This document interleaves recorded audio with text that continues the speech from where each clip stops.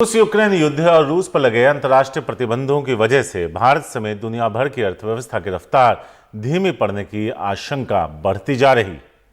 अपने ताज़ा world economic outlook report में आईएमएफ ने 2022-23 के दौरान भारत की विकास दर पहले से अनुमानित 9% से घटाकर 8.2% कर दी है। आपको ये भी बता दें कि बुधवार को कच्चे तेल के दाम बढ़ गए। इससे देश में और महंगाई बढ़ने का अंदेशा भी बढ़ गया है।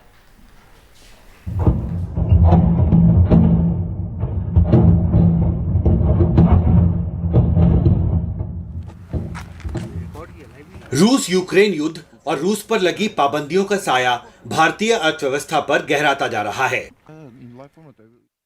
अंतर्राष्ट्रीय मुद्रा कोष यानी आईएमएफ ने अपनी ताजा वर्ल्ड इकोनॉमिक आउटलुक रिपोर्ट में भारत की जीडीपी की अनुमानित विकास दर को 9% से घटाकर 8.2% कर दिया है। आईएमएफ ने ग्लोबल ग्रोथ के अनुमान को भी घटाकर 3.6% कर दिया है। रिपोर्ट में इसके लिए युद्ध और रूस पर प्रतिबंधों को मुख्य वजह बताया गया है। वॉशिंगटन में अटलांटिक काउंसिल के कार्यक्रम में वित्त मंत्री निर्मला सीतारमण ने माना कि महंगा होता कच्चा तेल और दूसरी कमोडिटीज एक बड़ी चुनौती बन गई है।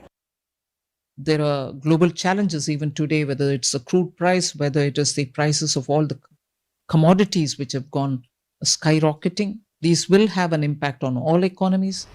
रूस यूक्रेन युद्ध को लेकर बढ़ती अनिश्चितता के बीच कच्चे तेल की इंडियन बास्केट और महंगी होती जा रही है।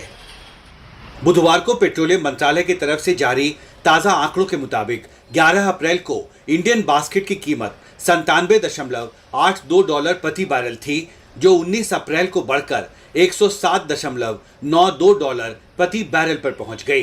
पिछले 9 दिनों में कच्चा तेल $10.1 प्रति बैरल तक महंगा हुआ है, यानी 10.32% महंगा। महंगे होते कच्चे तेल की वजह से देश में महंगाई और बढ़ने की आशंका बढ़ती जा रही है। India's inflation today is at about 6.9 last month.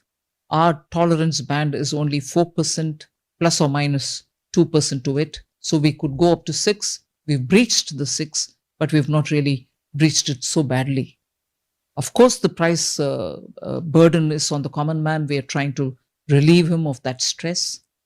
रूस और यूक्रेन के बीच युद्ध की वजह से पहले महंगाई और अब भारत के आर्थिक विकास दर पर इसके असर को लेकर आशंका बढ़ती जा रही है।